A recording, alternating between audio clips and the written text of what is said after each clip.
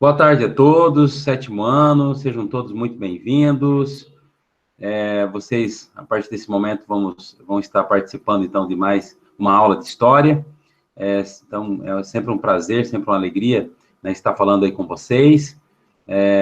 Nós vamos já estamos, né, gravando essa aula e depois disponibilizando, né, para quem eventualmente não pôde participar. Mas os alunos que estão na aula, coloque seu nome no comentário, né, seu nome completo ali, né, que às vezes está usando um outro login, às vezes da mãe, do pai, coloca o seu nome completo, e isso vale como lista de presença. Então, depois, quando, né, a gente vai dar nota de participação, né, uma das notas de vocês, né, será uma nota de participação.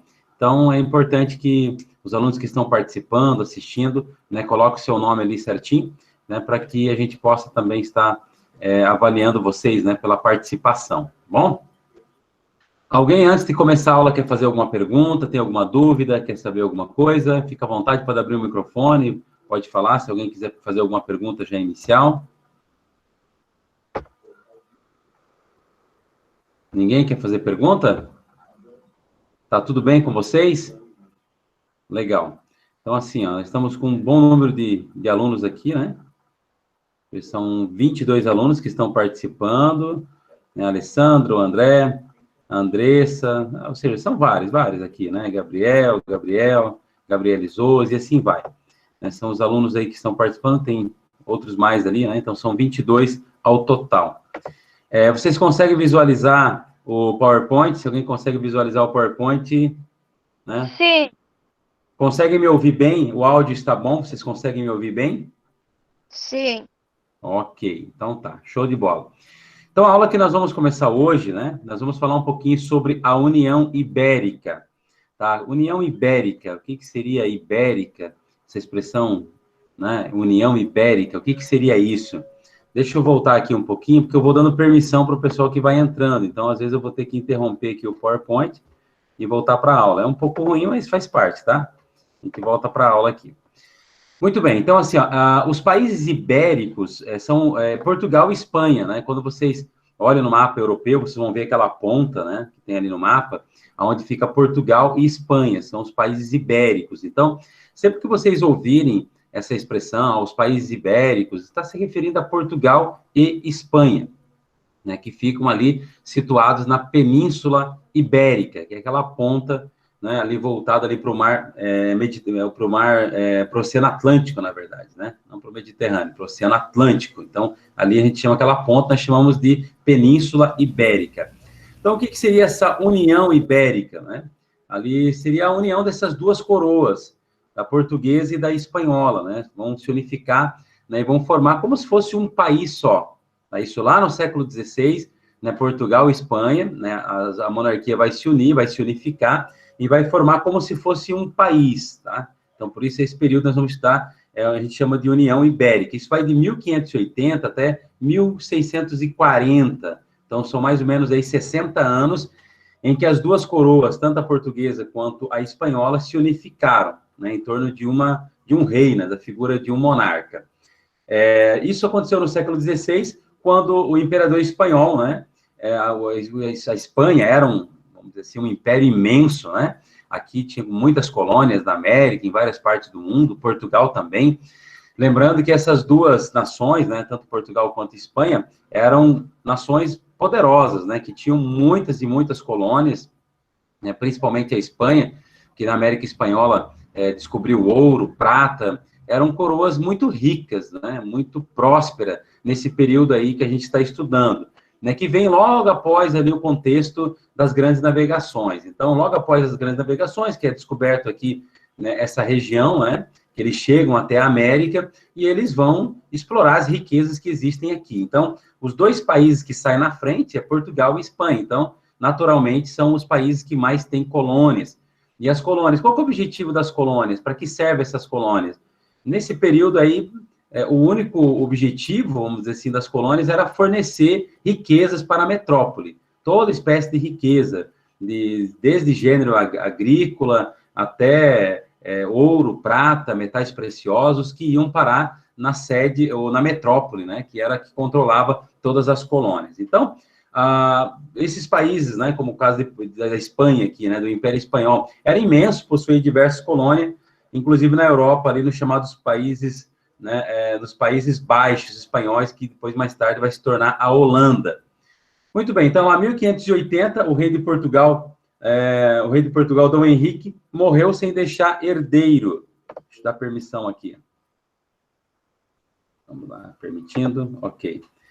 Então, o rei de Portugal, ele morre, né, não deixa herdeiro. Lembrando vocês que as monarquias, elas eram hereditárias. Elas eram vitalícias e hereditárias. Vitalícia porque o rei governava por toda a vida, né? Enquanto ele vivesse, ele era o rei.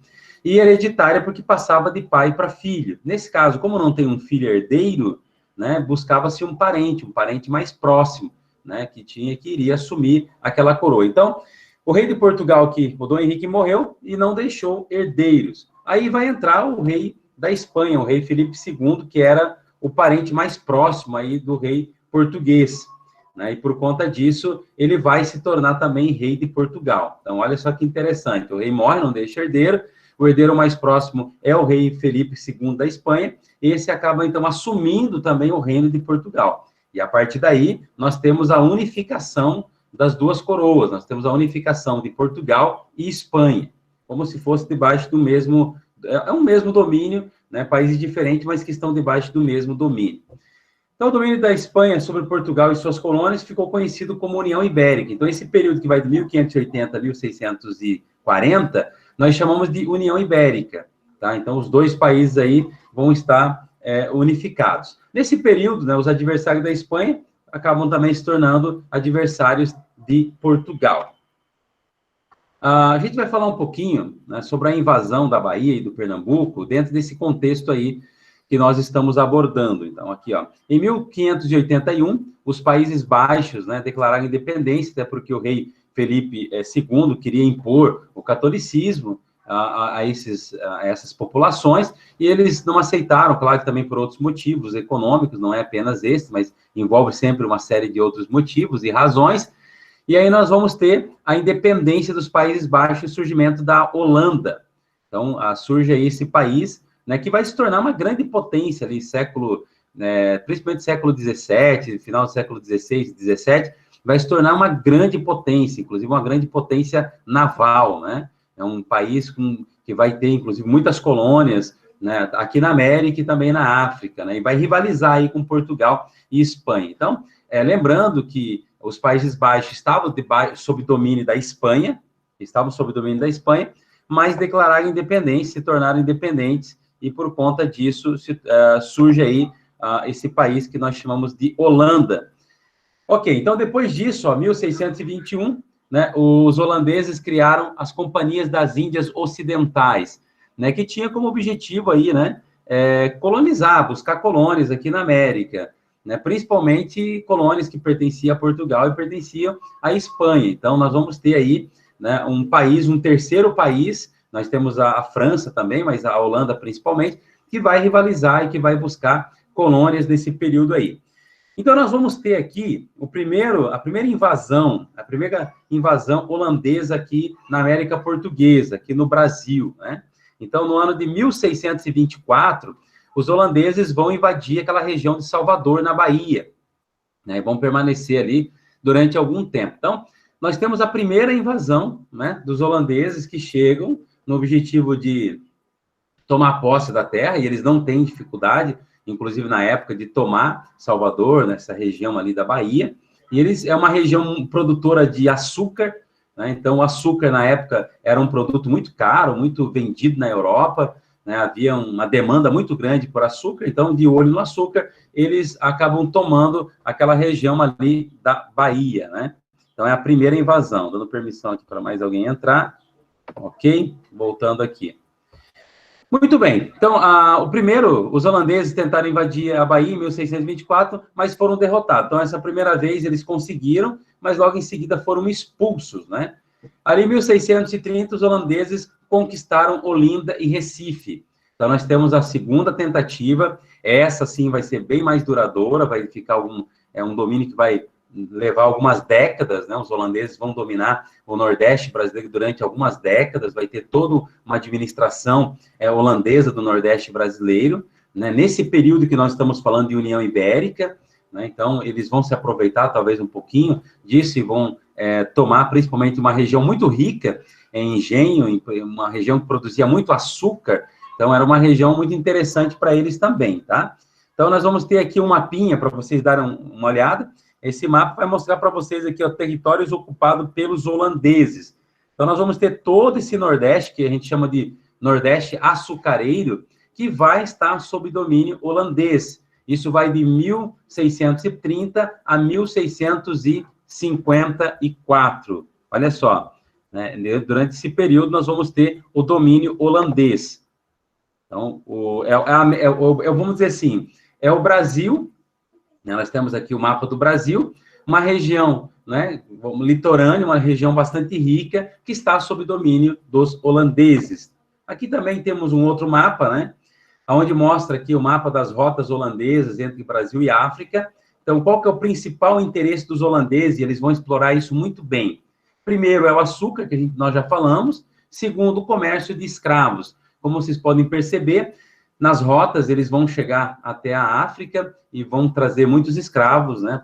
Porque eram justamente os escravos que vão dar, que vai se constituir a mão de obra, né? Que vai gerar a produção, né? de açúcar, né? Os engenhos vão demandar uma grande quantidade de mão de obra e os holandeses, então, vão buscar esses escravos na África. Então, eles vão dominar o comércio de açúcar e o comércio de escravo. Essas duas coisas geravam muita riqueza nessa época. A pirataria, a escravidão, ela gerou muita riqueza para a Holanda, para Portugal, para a Espanha, para os países da Europa, porque eles precisavam colonizar, principalmente em Portugal, né, que precisava colonizar aqui essa região onde fica o Brasil, né, principalmente usando a mão de obra escrava, né, na atividade econômica, principalmente nos primeiros séculos, aí nós estamos falando de produção de açúcar, mas depois nós vamos ter produção de café, na mineração. A mão de obra, a base, né, a mão de obra será maciçamente escrava. Então, os holandeses, nesse mapa aqui, vocês podem perceber, né, que existe uma rota ali, ó, Brasil holandês, né, expedições holandesas, expedições portuguesas. Então, os portugueses também iam à África para buscar escravos, holandeses, né, também da mesma forma. Então, nós temos aqui, ó, Nassau, no Brasil holandês. Nós temos aí, então, a Companhia das Índias Ocidentais, né, enviou um cara muito conhecido, que é chamado Maurício de Nassau, João Maurício de Nassau, para governar o Brasil holandês.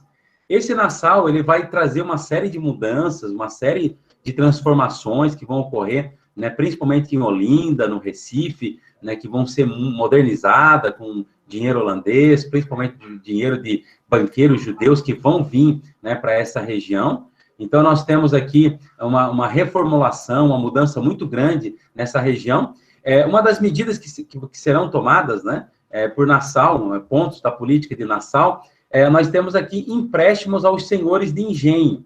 Empréstimo aos senhores de engenho. Então, havia muito engenho no Nordeste, né, que precisavam de dinheiro, precisavam de recurso, e isso os holandeses vão fazer muito bem. Os banqueiros holandeses, principalmente os judeus, vão financiar esses engenhos, né, para que esses engenhos possam melhorar a sua estrutura. Até porque nessa conquista que ocorreu, essa foi uma guerra de conquista, muitos engenhos foram destruídos. Quando os holandeses chegaram ali, né, houve uma guerra de conquista, muitos engenhos sendo destruídos, e agora precisavam se reestruturar para continuar produzindo. Então, o Nassau, uma das políticas que o Nassau vai adotar é essa política de financiamento, né, emprestando dinheiro aos donos de engenho. Então, vai ter uma parceria entre os holandeses e as elites locais também, principalmente os donos aí de engenhos, que é o caso específico que estamos falando. Melhorias, né, em Recife, a cidade de Recife vai receber pavimentação de ruas, vai ser construída a primeira sinagoga aqui na América. Sinagoga, lembrando que é como se fosse uma igreja, né, dos judeus, né? A gente usa a expressão igreja porque vocês entendem melhor, né? A sinagoga é onde os judeus se reúnem para prestar o seu culto, vai ser a primeira sinagoga da América. Nesse período, como a maioria dos holandeses, eles eram protestantes, eles não eram católicos, eles vêm para cá e ocorre um fenômeno que é bem interessante, que a gente chama isso de tolerância religiosa. Ou seja, quando duas religiões diferentes, ou populações com religiões diferentes, né, convivem de forma harmônica, sem muitos conflitos. Então, nós chamamos isso de tolerância religiosa. Isso ocorreu no Brasil nesse período aí, né? A gente está falando especificamente do Nordeste holandês. Conquista de pontos de fornecimento de escravos na África, dominação holandesa de Sergipe, do Maranhão, ou seja, eles vão conquistando esse Nordeste açucareiro. E trouxe consigo para o Nordeste também cientistas, pintores. Então, esse Nordeste, sétimo ano, esse Nordeste holandês vai receber uma série de inovações, de mudanças, de investimentos, de transformações nas cidades, de financiamentos nesse período aí.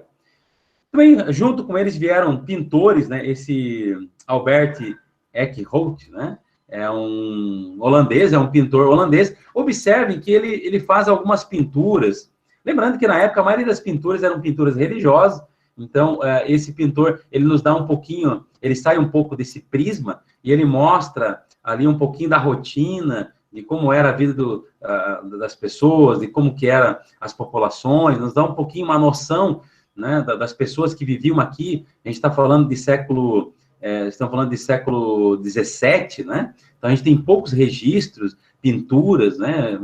Fotografia nessa época não existia. Então, nós temos ali, ó, nós podemos observar as principais frutas que existiam ali sendo retratadas por ele, como é o caso da melancia, do abacaxi, né? Nós temos ali do outro lado, do lado direito, nós temos uma jovem, né, que está carregando ali, né, elementos da fauna e da flora brasileira, um pé de mamona, né, à esquerda, né, um cajueiro à direita, e assim vai, algumas flores de maracujá, etc. e tal. Então, pode observar que mostra um pouquinho da nossa flora, um pouquinho da natureza, né? Pode observar, né, como o pintor tentou retratar um pouquinho de como que era, né, a paisagem na época. E no meio nós temos ali também a imagem de um guerreiro negro, né? Essa pintura aqui também no Nordeste, 1641, né, pelo artista Albert, né, esse holandês Albert, que pintou ali um guerreiro negro, tá? Então, você observe, né, essas pinturas retratam um pouquinho, né, do que era o Brasil, né? Dão, vamos dizer assim, uma visão um pouquinho de como que funcionavam as coisas nesse período.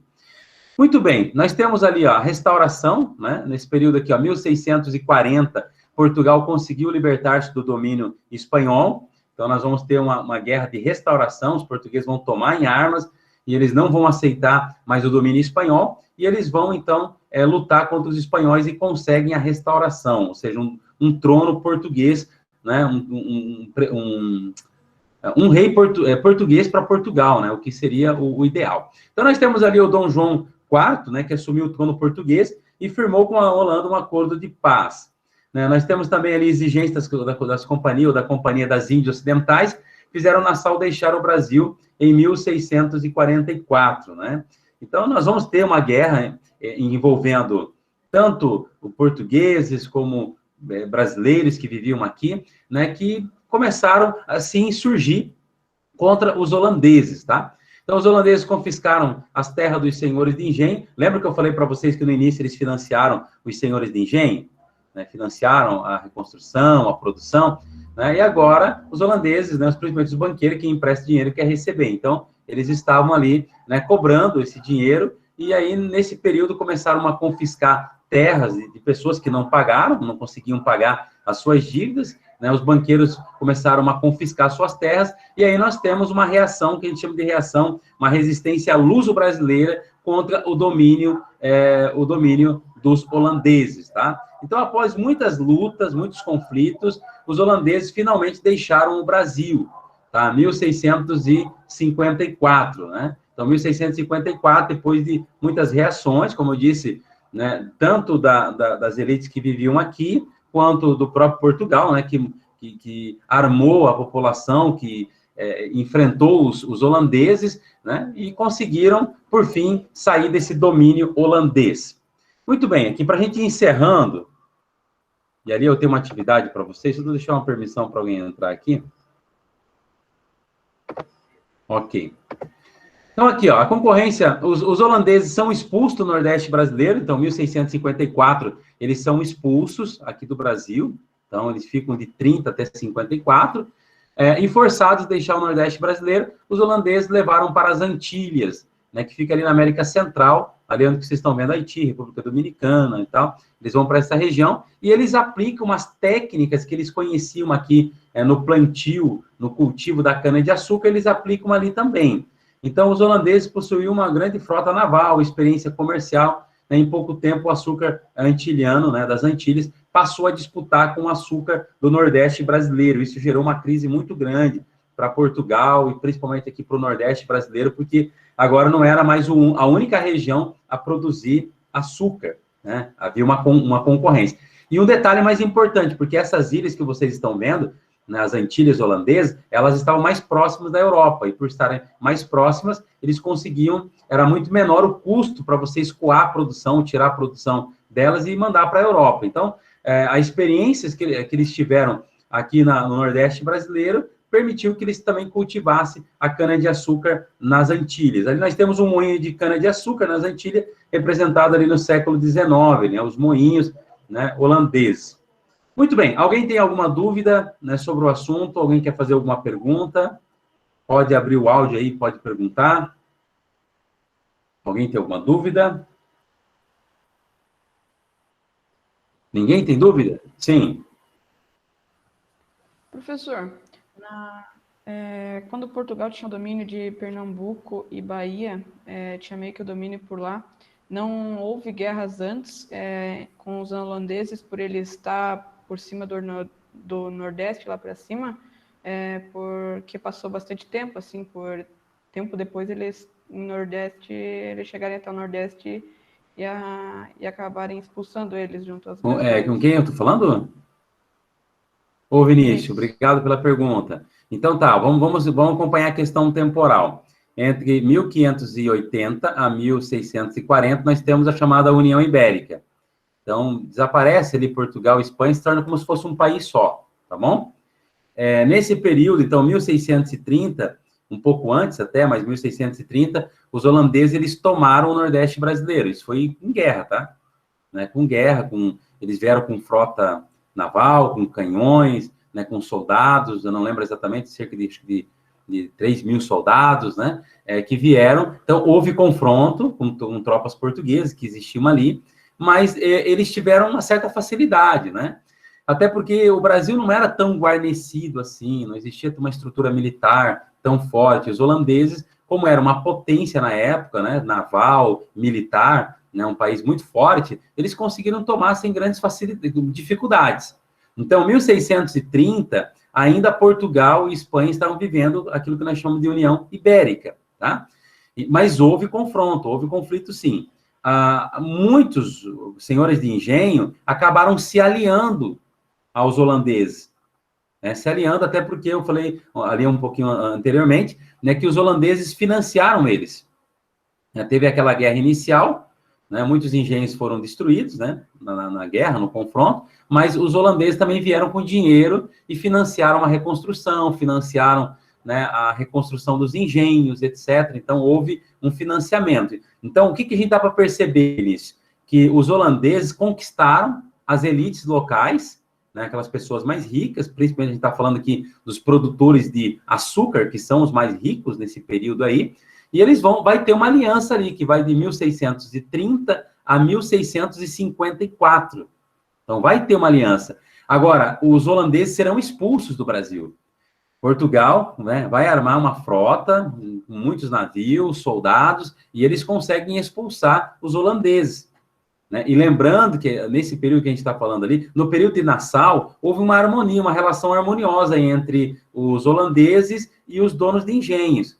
Mas, na medida que o tempo foi passando, quando começou a haver pressão para que os senhores de engenho pagassem os empréstimos, pagassem as dívidas que eles tinham, né, começou a ter um desgaste nessa relação. E aí nós temos também os senhores de engenho, as elites, né, que vão começar a montar ou formar uma resistência contra os holandeses. Então, nós temos as forças de Portugal e nós temos também as elites aqui, principalmente os senhores de engenhos, que vão se unir contra os holandeses.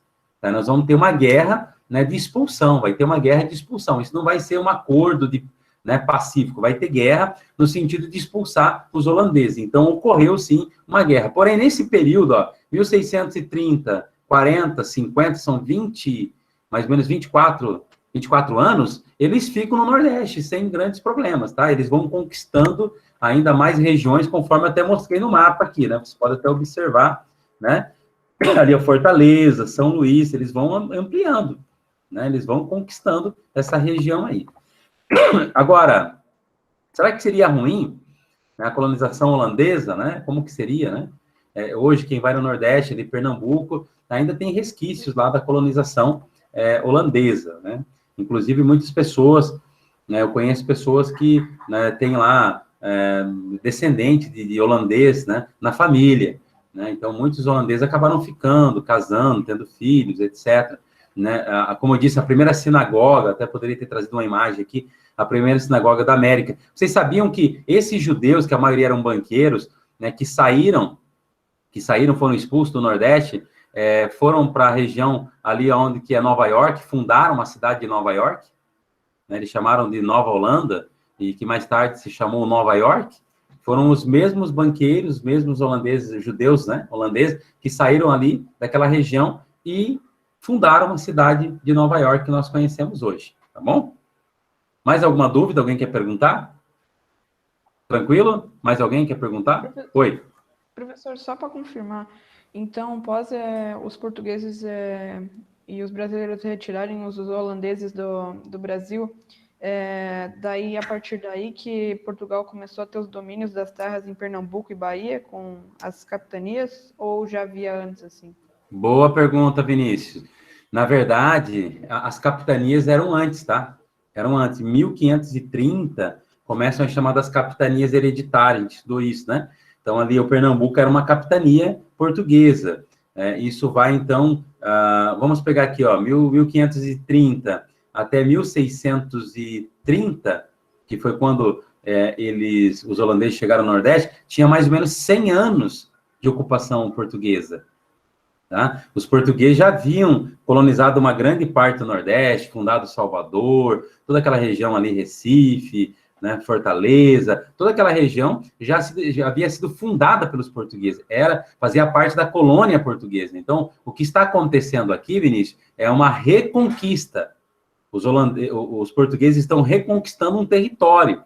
Eles estão reconquistando, inclusive, o território mais rico nesse período, no século XVII, que é o Nordeste açucareiro. Mais uma vez, lembrando que o Nordeste era um grande produtor de açúcar, e o açúcar era talvez uma das maiores riquezas, né, um dos produtos mais vendáveis aí na Europa, mais caro, considerado até o ouro branco na Europa, né, porque o açúcar sempre foi muito importante, porque o açúcar é típico de clima tropical. Como a Europa tem um clima mais temperado, frio, né, não é um local que você vai produzir cana-de-açúcar. Então, o açúcar não era tão comum na Europa, né? Era importante, mas não era tão comum. Eles precisavam produzir em locais onde possuísse um clima tropical, como é o caso aqui do Brasil. Tá? Então, nós estamos falando aqui, Vinícius, de uma reconquista. Então, a partir de 1654, Portugal retoma o Nordeste brasileiro.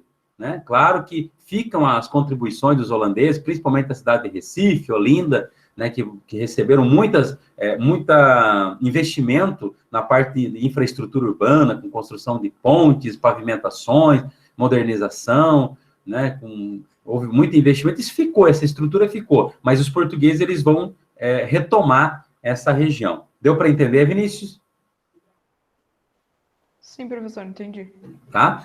Então, ok, a partir dali, né, a gente vai ter uma sequência depois, né?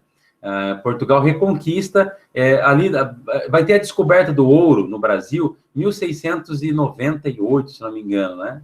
Ou seja, de 40 anos, mais ou menos 40, quase meio século depois que os holandeses são expulsos, é que Portugal vai descobrir ouro no Brasil, tá? E aí sim, nós vamos ter uma colonização, né, maior do Brasil. Aí a gente pode pensar assim, um Brasil que começa a receber uma população maior, vindo da Europa, né? Mas até então o Brasil era como se fosse até alguns historiadores falam que o Brasil era como se fosse um grande canavial, né? Uma colônia, né? Uma fazenda enorme, né? Que tinha só essa função de produzir açúcar, né? E tinha outras coisas que eram produzidas aqui, tinha, né? Outros produtos, tinha também o cultivo de outros produtos, né, a própria pecuária também, mas isso era secundário, isso não era tão importante. O que chamava atenção era a produção de açúcar, até porque Portugal não descobriu ouro aqui. Diferente dos espanhóis, que descobriu muito ouro na América Espanhola, eles não descobriram ouro. Então, eles procuraram explorar o Brasil a partir da cana-de-açúcar. Mais alguém quer fazer uma perguntinha? Pode abrir o microfone e pode perguntar aí. Mais alguém tem alguma dúvida? Não? Agora eu preciso da participação de vocês, tá? A gente está encerrando, mas eu preciso da participação de vocês. Eu tenho duas questões aqui que eu trouxe, ó. A primeira, identifica a alternativa incorreta e justifica a sua escolha em seu caderno. No caso, a gente não vai fazer no caderno, a gente vai fazer só aqui, né, oralmente. A alternativa A. O governo holandês escolheu o conde João Maurício de Nassau para administrar o Brasil holandês. B. Nassau forneceu empréstimos aos senhores de engenho luso-brasileiros para que recuperassem suas lavouras e comprassem escravos. C. Para evitar possíveis conflitos entre senhores de engenhos protestantes, né, e holandeses católicos, né, se bem que eu acredito até que essa questão aqui ela não está bem correta, né, que na verdade os holandeses eles eram protestantes, né? Então até ali a questão está um pouco estranha, né? Nassau adotou a política de intolerância religiosa. E D. Entre os melhoramentos realizados pelo governo de Nassau em Recife, podemos citar calçamento de ruas, abertura de canais, construção de pontes, jardins e hospitais. Eu pergunto, qual seria a alternativa incorreta aqui? Vamos lá, pessoal. Qual que seria a alternativa incorreta? Abra o microfone. Pode abrir o microfone, professor. B, C, vamos falando aí. Qual que seria a alternativa incorreta aqui? Alguém quer colocar C? Alguém colocou C? Vamos lá, mais alguém? Mais alguém? Abra o microfone. São variadas as respostas aí, né? O que mais? B. B, ok. Então, vamos lá, pessoal. Ok. Muito bem, então vamos entender aqui. A primeira ali, o governo holandês escolheu o conde Maurício de Nassau para administrar o Brasil holandês. Certo ou errado? Certo ou errado? Errado. Ok, essa alternativa está correta, tá? De fato, o governo holandês, lembra que eu falei de Maurício de Nassau, né, que foi o primeiro governante holandês do Nordeste, né, brasileiro, né? Então, essa alternativa está correta. O governo holandês mandou para cá esse conde Maurício de Nassau, né, para administrar o Brasil holandês. A B, Nassau forneceu empréstimo aos senhores de engenho, eu falei isso para vocês antes, né, para que recuperassem suas lavouras e comprassem escravos. Também está correta. A C, para evitar possíveis conflitos entre os senhores de engenho protestantes, na verdade está errado. Os senhores de engenhos aqui eram católicos, porque são descendentes de portuguesa, e houve a colonização portuguesa, uma colonização católica, e os holandeses, na verdade, são protestantes, tá? Nassau adotou uma política de intolerância religiosa. Essa alternativa está incorreta, tá? Foi o contrário, na verdade, o Nassau adotou uma política de tolerância religiosa. Então, a alternativa incorreta é a alternativa C, ok? Ali há outra questão. Em seu caderno, identifica as sentenças abaixo, e as sentenças falsas, verdadeiras e as falsas. Então, a letra A. Os holandeses se retiraram do Brasil em 1654, após serem vencidos na Campina de Taborda. Essa alternativa está correta. Foi isso mesmo, ano de 1654, eles foram expulsos do Brasil. Então, na Campina de Taborda. Na B, então, qual que seria as respostas corretas aqui, né? Vamos ver lá. Os holandeses levaram para as Antilhas técnicas de produção de açúcar. Isso aqui está certo, né? Lembra o que eu falei? Eles levaram para o Nordeste as técnicas que eles aprenderam, desenvolveram aqui, né, para as Antilhas. Letra B. A concorrência da produção holandesa nas Antilhas estimulou o aumento da venda do açúcar brasileiro. O que vocês acham? Está certo ou errado? Diga para mim aí. Coloca no chat para mim ali, ó. Os holandeses, a concorrência da produção holandesa nas Antilhas estimulou o aumento da venda do açúcar brasileiro? Sim ou não? Coloca lá para mim lá no chat. Sim ou não?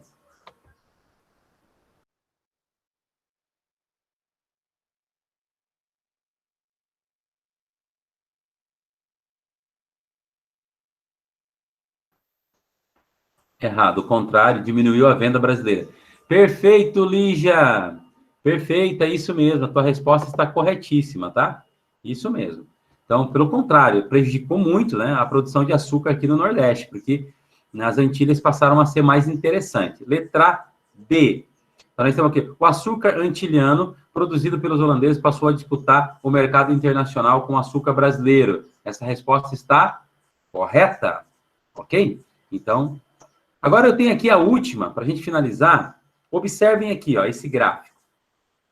Evolução da economia açucareira no Brasil, 1570 a 1670.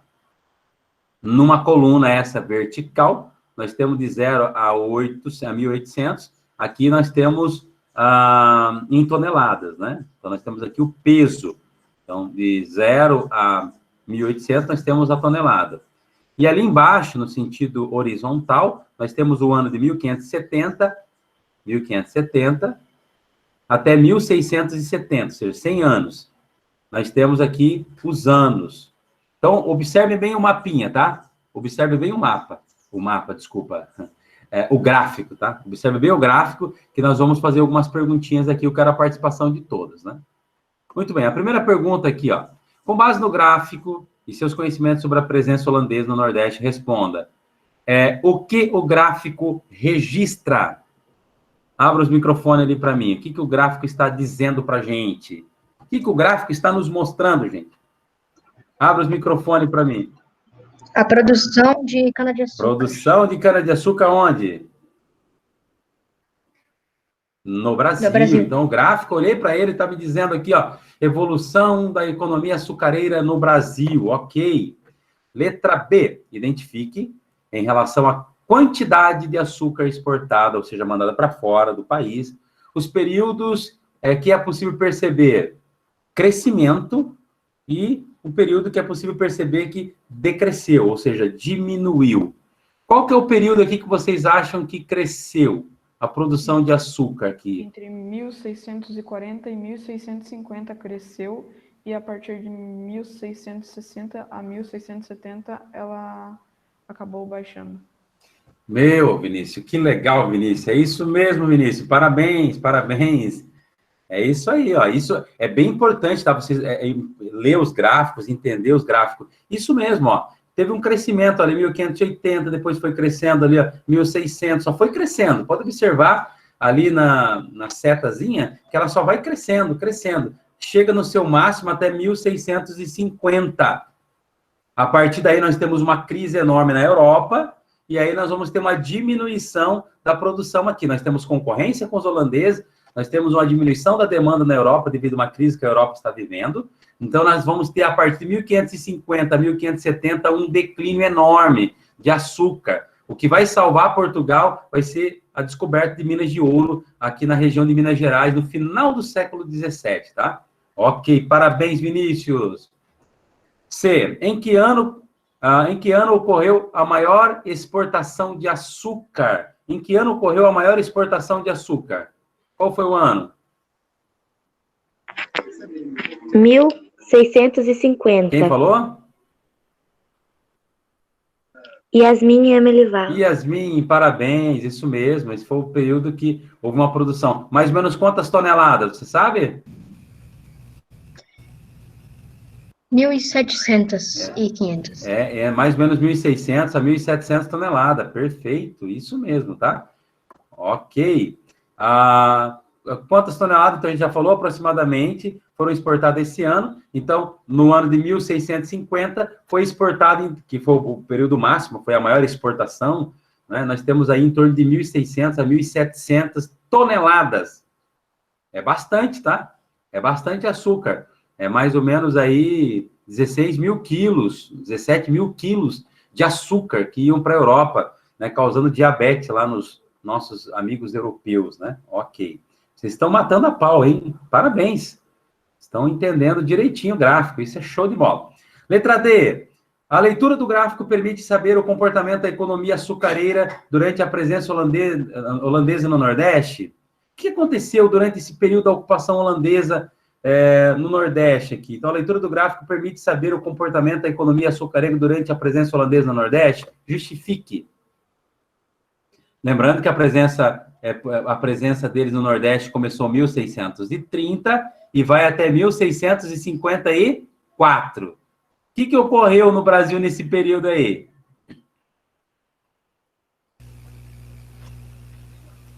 Um aumento na produção? Um aumento da produção. Então, se a gente olhar o gráfico, o que o gráfico está nos mostrando? Quem que respondeu ali para mim, por favor? Davi.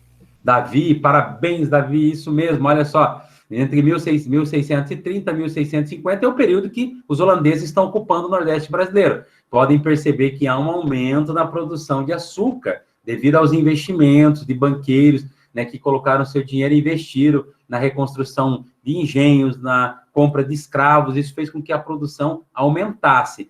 E, olha só, bem interessante isso, né? Vamos lá. Vamos agora para a última questãozinha ali. Com o fim do domínio holandês, o que ocorreu com a economia açucareira? Por que isso aconteceu? O que aconteceu depois do domínio holandês, que ali, a partir de 1650, quando os holandeses são expulsos? O que acontece com a economia açucareira no Nordeste brasileiro? Diminuiu bastante. Diminuiu bastante. Então, significa que a presença holandesa no Nordeste brasileiro foi importante para a produção açucareira no Brasil nesse período? Sim? Sim. Por que foi importante? O que os holandeses... Agora eu vou tentar ver se perguntar, ver se vocês entenderam o que o professor explicou. Quais seriam os motivos que teria levado a esse aumento da produção de açúcar aí, quando os holandeses estavam administrando o Nordeste brasileiro?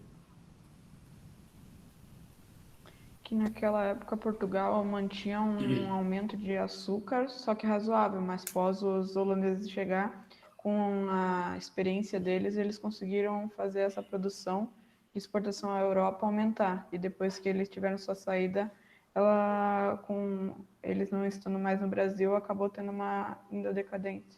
Mas deixa eu te perguntar, Vinícius. Esse aumento, né, então, durante esse período ali que os holandeses estão dominando o Nordeste, houve um aumento da produção de açúcar. O que os holandeses fizeram para que houvesse esse aumento de produção açucareira? O que eles fizeram de bom? Né? Que tipo de decisão que eles tomaram ali que foi importante?